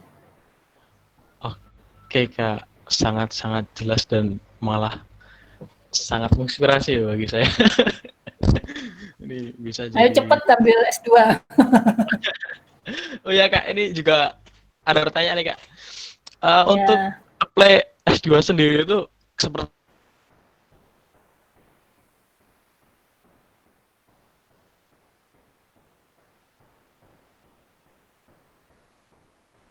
Aduh, ini sinyalnya nggak ini, putus ini. oh putus ya, oke. Maaf, aku pakai akun Instagram lagi ya Kak. Ini trouble wifi-nya dari kemarin. Oke, ini Kak, tanya Kak. Jadi kan seperti saya sendiri kan masih semester 4 kayak gitu. Jadi apakah nanti kita sendiri harus tunggu lulus program starter satunya, atau kita bisa apply di semester tua? Semisal kita udah nentuin kita kapan wisudanya seperti di semester 7 dan sebagainya. Apakah bisa seperti itu, atau memang harus kita udah, ya udah kamu harus udah lulus baru kamu bisa starter? Terima kasih Kak. Ya. Jadi kalau yang mau ambil master, yang penting sudah punya surat lulus. Jadi misalnya kalau belum ada ijazah, minimal punya surat lulus gitu ya. Sudah lulus ujian gitu. Itu aja. Jadi nggak harus nunggu sampai selesai wisuda, nggak perlu. Tapi apakah bisa apply di sebelum itu? Nggak bisa. Karena harus ada surat keterangan lulus.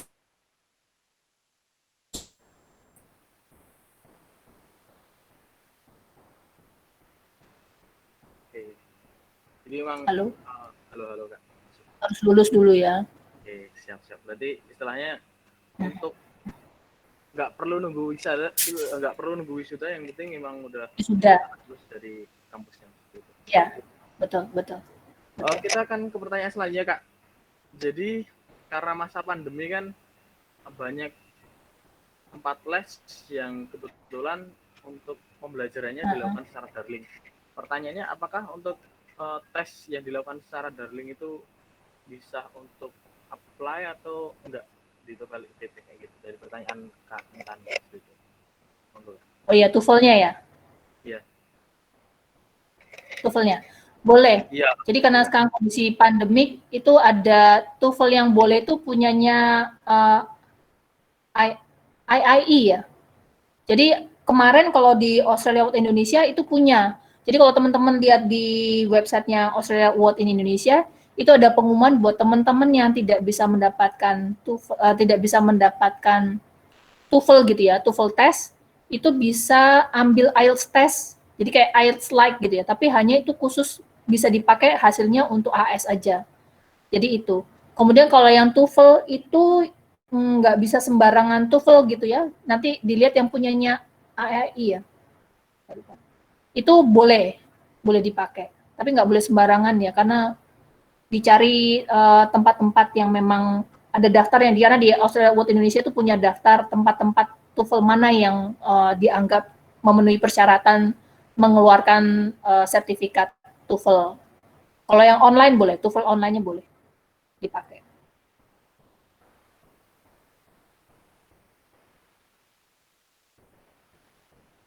Halo?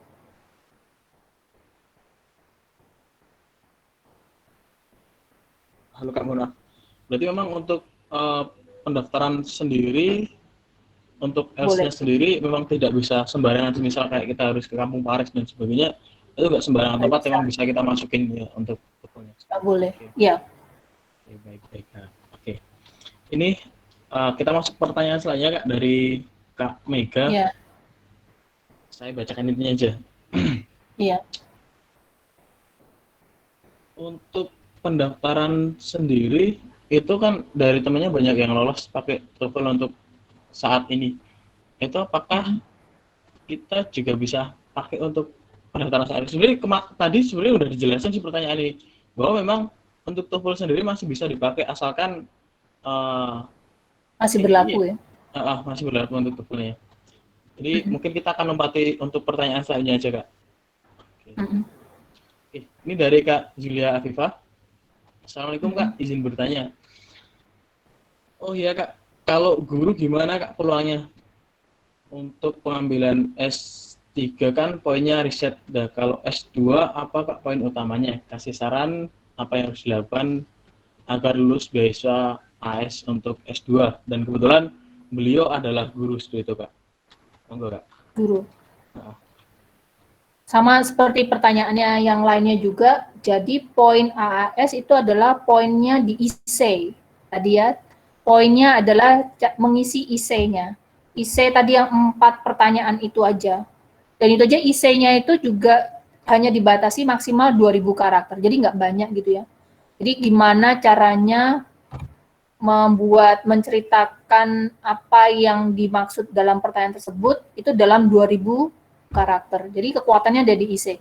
Kalau teman-teman yang jadi dari 4 walaupun hanya 4 pertanyaan itu, tapi itu bisa mencerminkan kira-kira apa yang sudah dilakukan, apa yang pernah sudah dilakukan, akan dilakukan, kemudian kontribusinya apa, itu bisa terlihat di situ.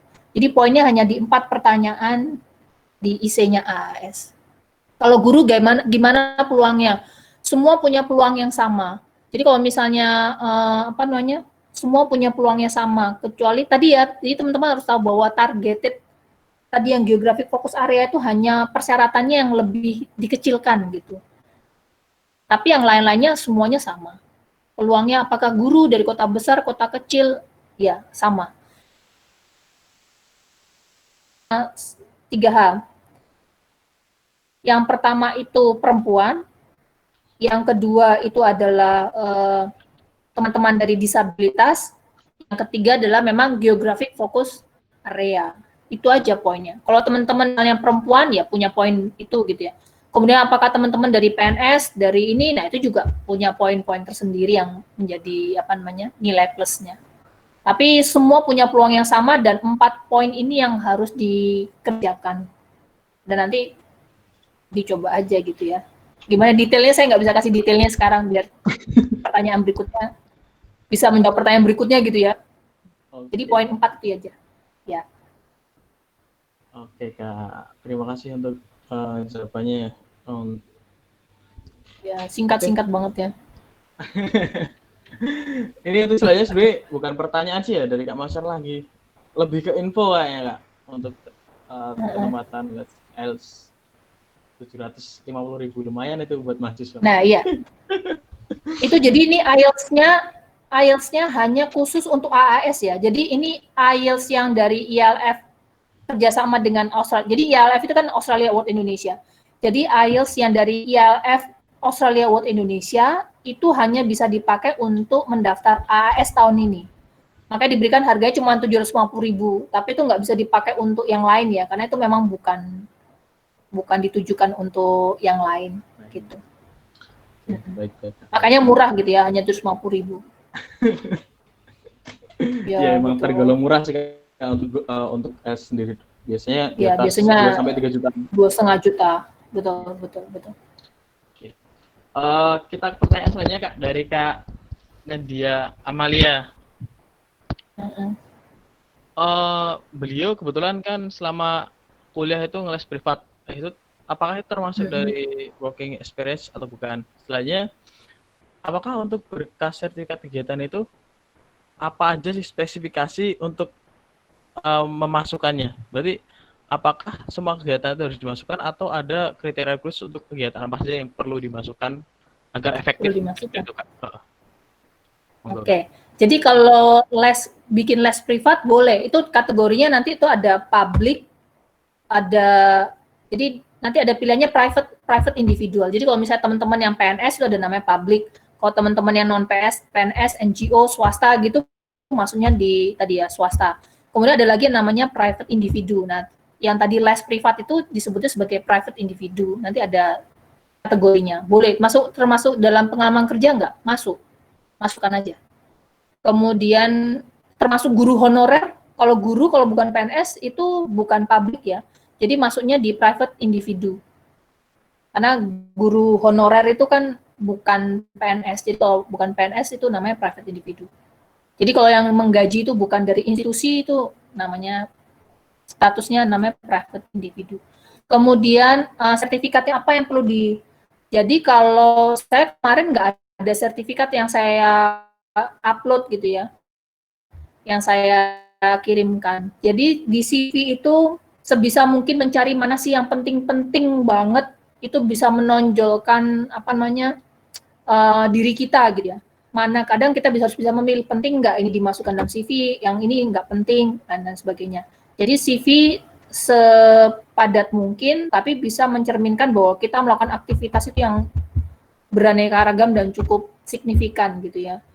Kemudian sertifikatnya apa aja yang harus ditaruh. Kalau saya kemarin emang nggak ada sertifikat yang saya kirim sih, karena di CV itu juga sudah saya anggap cukup. Tapi kalau teman-teman mau menaruh sertifikatnya di situ boleh nggak? Boleh, karena nanti ada other documents itu boleh taruh di situ. Persyaratannya hanya kalau maksimal dokumennya 2 MB. Itu aja. Kalau memang mau disertakan boleh, teman dipilih aja mana yang penting. Misalnya yang dapat award, dapat penghargaan, atau sebagai ketua ketua panitia, atau jadi yang kalau organisasi yang penting-penting gitu ya, itu boleh dimasukkan. Yang penting sepanjang berkasnya itu di bawah 2 mega boleh. Oke Kak, agak sedikit tertarik dengan CV yang disebutkan tadi Kak. Mungkin aku akan sedikit bertanya, mengulas sedikit lagi Kak. Kebetulan kan kemarin kita bahas Erasmus Plus dan kebetulan untuk CV-nya dari pemateri bilangnya sebisa mungkin untuk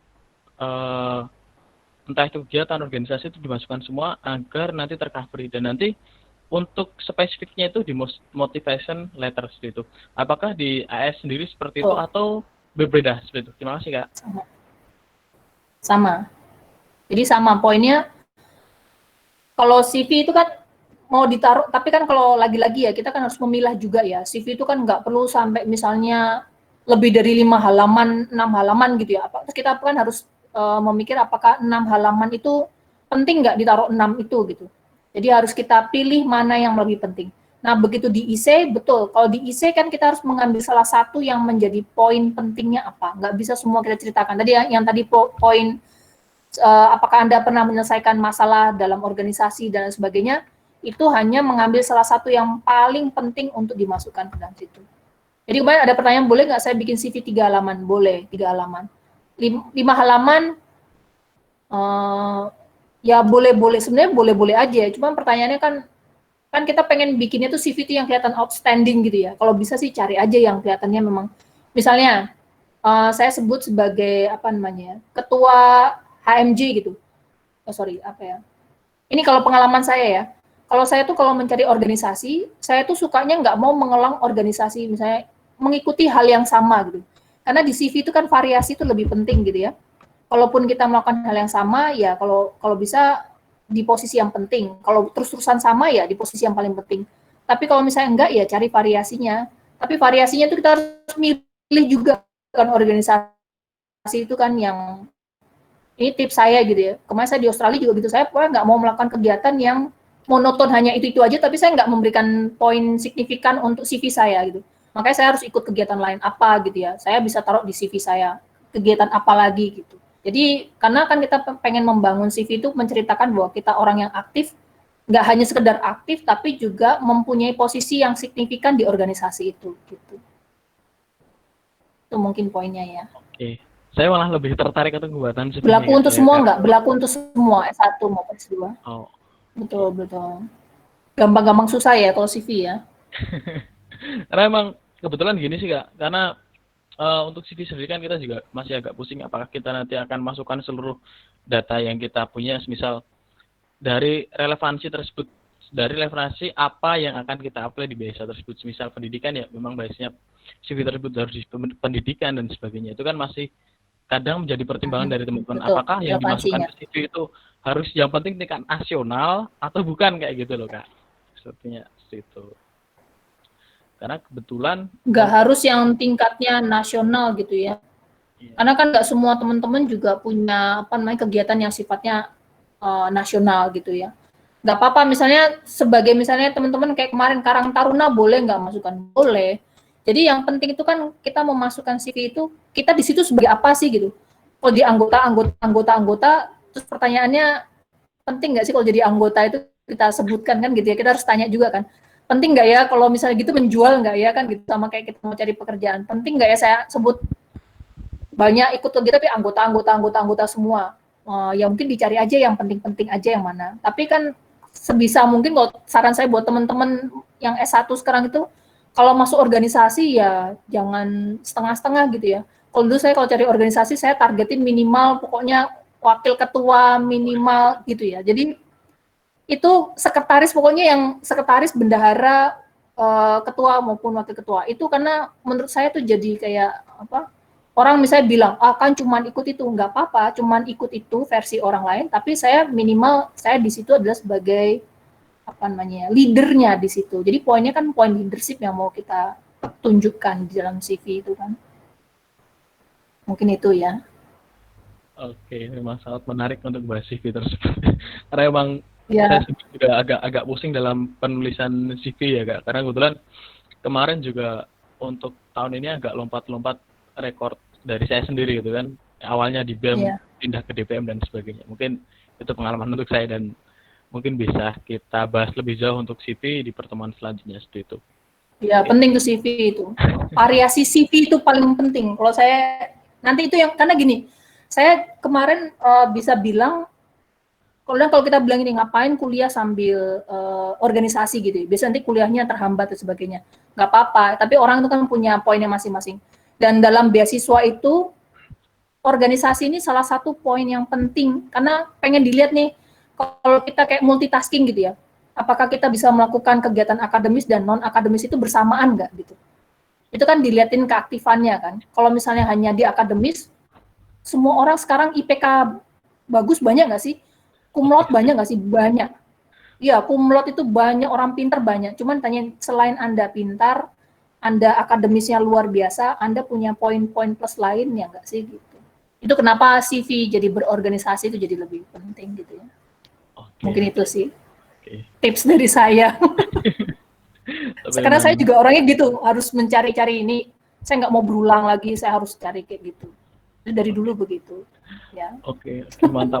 Berarti memang ini ya Kak, untuk partisipan kita di organisasi sendiri memang kita nggak harus mengukur dari apa kita juga dapat sertifikat kayak gitu. Karena seperti di komunitas sendiri kan juga untuk sertifikat itu nggak ada, berarti nggak masalah ya Kak untuk itu. Yang penting untuk di CV kita tonjolkan semua apa yang pernah kita lalui seperti itu.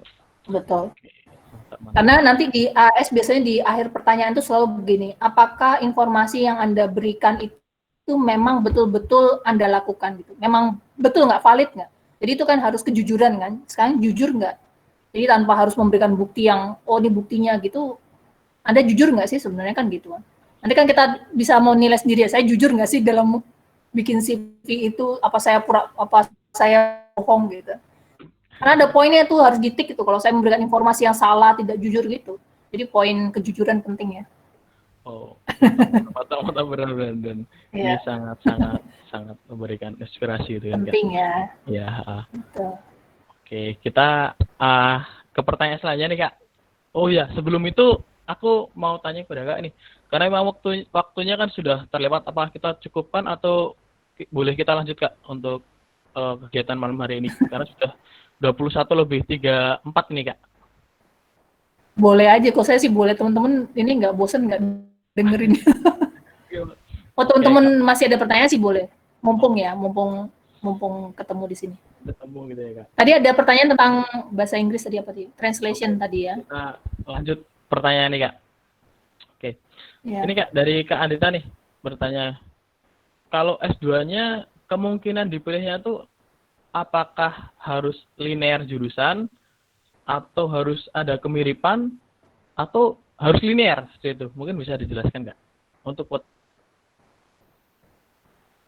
Ya, linear apakah jadi ini banyak yang ditanyakan juga linear tidak linear. Jadi sebenarnya kalau linear itu kan kalau kita mengambil studinya linear itu pasti akan jauh lebih mudah menjelaskan gitu kan. Karena kan kita hanya advance gitu ya, dari S1-nya apa, kemudian advance ke S2-nya, itu jadi lebih konsisten. Nah sekarang yang menjadi pertanyaan ketika jurusan tidak linear dengan S1 namun ada kemiripan. Oh, nggak apa-apa. Jadi kalau kita S2 itu kan bidangnya spesifik gitu ya, sama kayak misalnya teman-teman yang bidangnya ekonomi itu enggak, kalau kita di S1 itu kan kalau di Indonesia namanya ekonomi ya pasti akuntansi, ISP, manajemen gitu ya, manajemen keuangan, manajemen apa-apa gitu. Itu hanya itu. Tapi begitu S2 kalau di Australia itu kan satu bidang itu bersinggungan dengan bidang yang lain. Jadi kalau misalnya tidak linear dalam artian masih satu rumpun tapi tidak linear dalam artian ini ya, masih satu rumpun tapi tidak linear, itu boleh. Jauh lebih mudah menjelaskan. Tapi kalau yang totally berubah gitu ya, misalnya dari teknik sipil ke manajemen keuangan, nah itu kan butuh effort yang besar untuk menjelaskan gitu ya. Alasannya kenapa kok harus berubah studinya gitu kan. Terus pertanyaannya, nanti yang sudah dikerjakan itu apakah bisa nyambung gitu.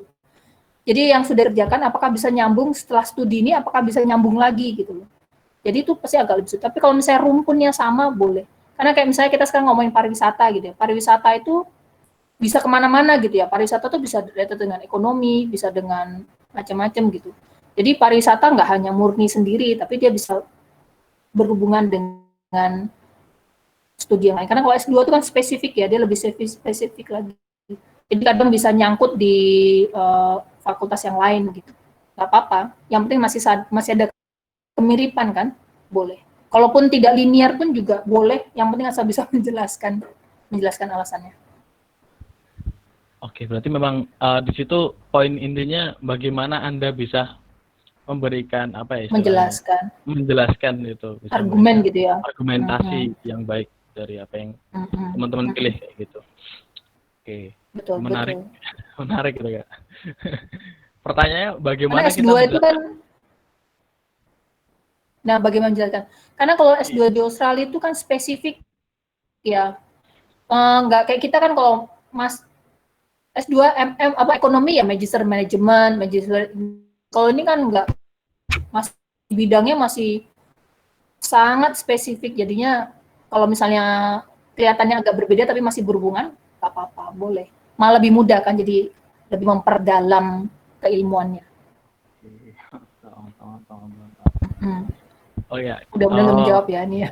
Ya bisa menjawab. Ini mungkin dari teman-teman semua yang masih ingin bertanya, kita masih menunggu karena dari teman-teman masih ada 3 pertanyaan terakhir. Jika ingin bertanya silahkan bertanya. Jarang-jarang loh kita bisa. Tadi ini ada tentang. Ya, ini ada pertanyaan tentang sertifikat. Tadi yang penting ya. Tadi ada apa yang penting untuk di-translate itu. Dokumen apa yang penting untuk di-translate. Jadi sertifikat itu nggak perlu di-translate. Kalau saya bilang sertifikat itu juga nggak poin penting untuk dikirim. Jadi nggak wajib. Jadi yang wajib di-translate itu adalah untuk yang 2020 ini itu ijazah dan transkrip. Yang lainnya nggak wajib di-translate. Jadi paspor, KTP, apa nggak wajib di-translate. Oke. Ya, nanti kalau sudah lulus, sudah jadi awardee, mau apply university-nya itu harus mentranslate. Tapi untuk sekarang untuk awal nggak harus. Jadi dipermudah banget ya. Berarti untuk awalnya nggak perlu semua yang ditranslate ya, yang penting-penting yang di. Nggak perlu, ijazah sama transkrip aja. Ijazah sama transkrip aja yang harus ditranslate. Oke, mantap. Ini berarti udah menjawab 2 pertanyaan dari Miss Dewi sama Pak Johan. Iya, tadi ada pertanyaannya tentang sertifikat. Oke, kita masuk ke pertanyaan selanjutnya Kak. Terakhir. Iya. Kayaknya ini Kak. Kalau di Australia itu sistem pendidikannya gimana Kak? Jurusan evaluasi pendidikan di UNIF itu UNIF yang mana yang bagus Kak? Ini pertanyaan yang universal ini Kak. Tapi monggo Kak untuk dijawab. Terima kasih. Apa pertanyaannya? Tanya kalau di Australia itu sistem pendidikannya dan apa nih? Jurusan evaluasi pendidikan di itu jurusan evaluasi pendidikan yang itu mana yang bagus? Gitu ya. Monggo Kak. Lagi-lagi tergantung education-nya jurusan evaluasi pendidikan. Saya nggak terlalu paham ininya ya, jurusan-jurusannya, karena bidang saya di manajemen, terutama manajemen keuangan, jadi College of Business gitu ya. Kalau evaluasi pendidikan, jadi teman-teman lihat ya, kadang di satu university itu boleh, jadi ranking group 8 itu adalah perankingan universitas secara umum gitu ya. Kemudian kalau teman-teman ingin mencari jurusan yang spesifik, teman-teman harus lihat di jurusan yang mau dicari itu apakah ada di group 8 atau tidak ada di group 8. Itu yang paling penting untuk dilihat. Kalau teman-teman saya banyak tentang pendidikan, kayaknya rata-rata pada ngambil Kemones, Melbourne Uni, pokoknya teman-teman rata-rata tujuannya pasti ke group 8. Tapi ada juga teman-teman yang tidak mencari group 8 karena tadi kesesuaiannya jurusannya mungkin lebih bagus di uni yang lain gitu. Jadi harus dicari kesesuaiannya. Kemudian juga harus dilihat, biasanya teman-teman mencari apakah yang uni yang jurusan yang ditawarkan itu apakah menawarkan programnya 1 tahun, 1,5 tahun, atau 2 tahun gitu ya. Nah ini penting banget ini poin penting yang biasanya dijadikan dasar teman-teman memilih universitas. Karena kan Australia World itu memberikan beasiswanya untuk S3 itu 4 tahun, dan untuk S2 itu 2 tahun. Jadi pertimbangan teman-teman biasanya gini, kalau saya bisa 2 tahun di Australia, kenapa saya harus 1 tahun, cuma 1 tahun gitu kan? Jadi pertimbangannya bisa antara akademis maupun non-akademis. Karena misalnya ada teman-teman kadang ada yang kalau bekerja di bidangnya itu, suka kampusnya gini, kalau ada programnya 2 tahun, tapi teman-teman punya pengalaman bekerja di bidang itu. Terus teman-teman tuh dapat kredit, boleh mengambil jurusan itu lebih cepat gitu. Jadi tadinya 2 tahun, dikasih korting cuma dapat 1,5 tahun. Karena punya pengalaman kerja di bidang itu. Nah itu biasanya teman-teman harus mencari mana sih yang jadi prioritas, apakah kampus uninya lebih penting, jurusannya lebih penting, atau berapa tahun berada di Australia yang jauh lebih penting. Itu yang biasa jadi pertimbangan. Jadi kalau universitas mana yang bagus ya bisa dicari ke Group 8 gitu ya. Sistem kuliahnya setiap kampus beda-beda ya. Ada yang pakai sistem semester. Kalau di Victoria University kita punya sistem yang baru. Jadi 1 semester itu biasanya kan teman-teman 1 mata kuliah itu ngambil 1 mata kuliah itu 1 semester gitu ya. Tapi kalau di Victoria University itu mereka sekarang punya sebutan namanya blockchain. Jadi 1 mata kuliah itu nggak harus ditempuh selama 1 semester. Jadi dibagi. Jadi kalau 4 mata kuliah ya dibagi 4 gitu.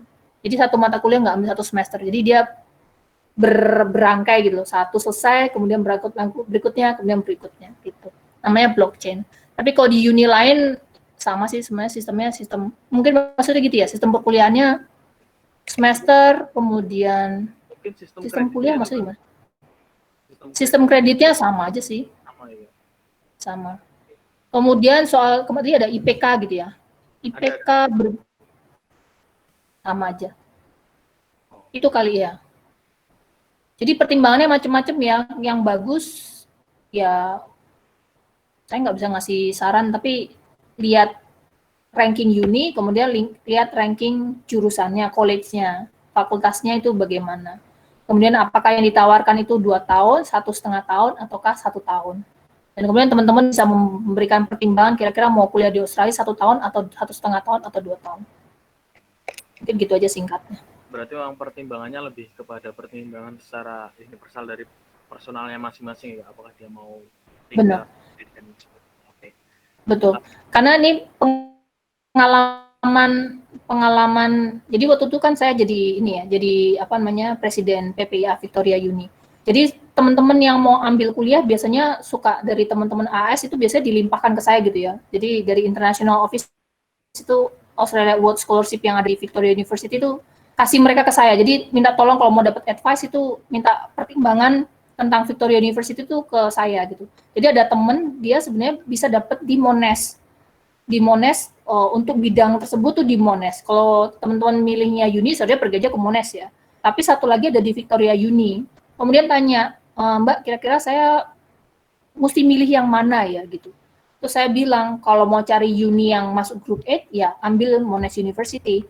Tapi kalau ada pertimbangan yang lain, ya boleh ngambil Victoria Uni. Terus dia bilang, ternyata motivasinya ada tersendiri. Motivasinya dia bilang, kalau saya di Monash, saya cuma bisa dapat kuliah 1 tahun katanya. Kalau saya kuliah cuma 1 tahun, rugi dong Mbak. Karena dia punya pengalaman kerja di bidang itu, jadi dia dikasih kreditnya di 1 semesternya boleh hilang gitu. Jadi dia dikasih di Monash University cuma dikasih offernya 1 tahun. Terus dia bilang rugi ya Mbak ya. Kok saya udah dapat beasiswa 2 tahun, saya cuma ngambil 1 tahun. Buat apa? Gitu. Terus kemudian dia bilang, akhirnya kalau suruh milih saya bilang ya kalau pertanyaannya non akademis ya pilihannya kan boleh masing-masing. Akhirnya dia pilih, saya milihnya antara saya dapat beasiswa ini sudah pasti dapat. Jadi pilihannya saya yang penting sekolah S2-nya saya juga dapat, di Victoria Uni juga bagus. Kemudian dia bilang di Victoria Uni juga rankingnya bagus Mbak, tapi saya juga bisa dapat 2 tahun, jadi dapat semua. Saya dapat bisa, ya nggak bohong ya teman-teman, rata-rata pengen bekerja kan. saya 2 tahun bisa jadi bekerja, saya bisa bawa keluarga saya bisa dapat master, ya hidup di Australia 2 tahun, 1 tahun lebih lama, saya bisa jalan-jalan keliling-keliling. Saya bilang ya boleh kayak gitu. Pertimbangannya gitu silahkan.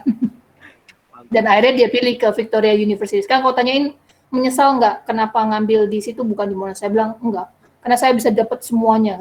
Oh ya udah alhamdulillah kalau gitu. Berarti pilihannya tepat. Gitu ya. Mantap.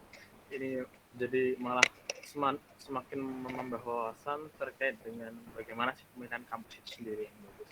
Iya betul. Ini pertanyaan terakhir Kak dari Ya boleh. Nizar.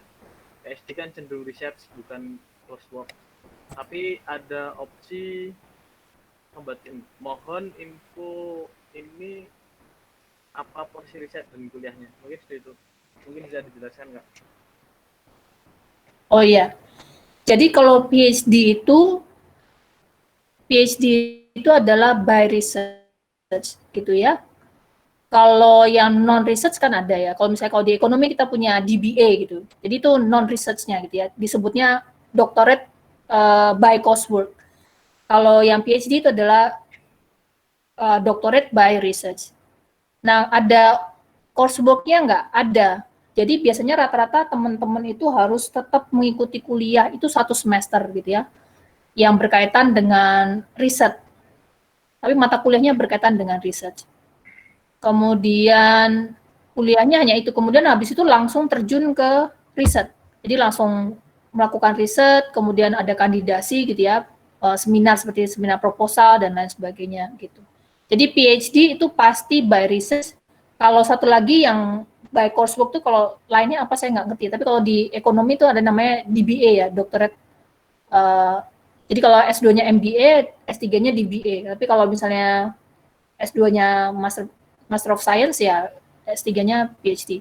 Tapi kalau nanti boleh tanya di teman-teman di uni lain. Tapi kalau di Victoria Uni itu punya namanya PhD by integration. Jadi PhD by integration tuh gini, karena banyak teman-teman yang S2, ngambil S2 di luar negeri, itu tidak melakukan riset gitu ya. Jadi by coursework, jadi cuma kuliah aja, sama 4 semester tuh hanya kuliah aja. Jadi nggak pernah melakukan riset. Jadi dia nggak punya poin riset gitu ya. Nah ketika dia ambilnya di Victoria Uni, dia harus ngambil mata kuliah itu satu tahun. Jadi 1 tahun pertama itu 1 semesternya itu untuk pendalaman riset. Dua semester itu pendalaman riset. Karena itu untuk mengcover apa yang belum pernah dilakukan waktu pas ambil S2 gitu. Jadi kita punya namanya PhD integration. Tapi kalau di uni lain kayaknya juga ada, cuma namanya mungkin berbeda gitu ya. Tapi kalau saya karena S2 saya dari research, by research, jadi saya ngambilnya PhD aja. Jadi saya hanya ambil PhD, coursework-nya coursework-nya hanya 1 tahun. 1 semester. Itu hanya saya ngambil 3 mata kuliah. Jadi 3 mata kuliah itu semuanya tentang research, metodologi riset, etik, satu lagi apa ya? 3 ya, ada 3. Kalau itu lulus, saya boleh maju ke kandidasi. Jadi syaratnya harus lulus semuanya.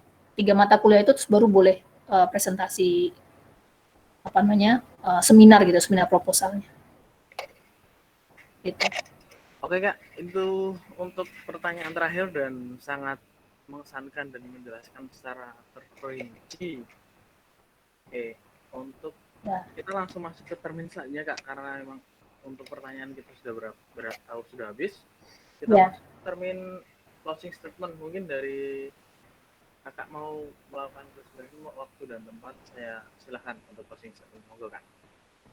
Ya, terima kasih buat teman-teman di diskusi horizontal yang sudah mengundang saya, memberikan kesempatan saya untuk berbagi gitu ya, berbagi informasi buat teman-teman yang ingin mendaftar beasiswa Australia Awards, ataupun teman-teman yang sekarang dalam proses apply Australia Award yang akan berakhir 30 Juni nanti.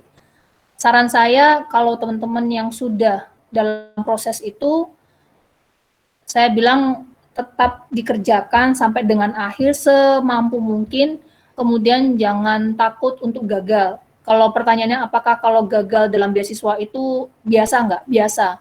apakah 1 kali 2 kali itu biasa? Biasa. Karena apa? Beasiswa itu kan jodoh gitu ya.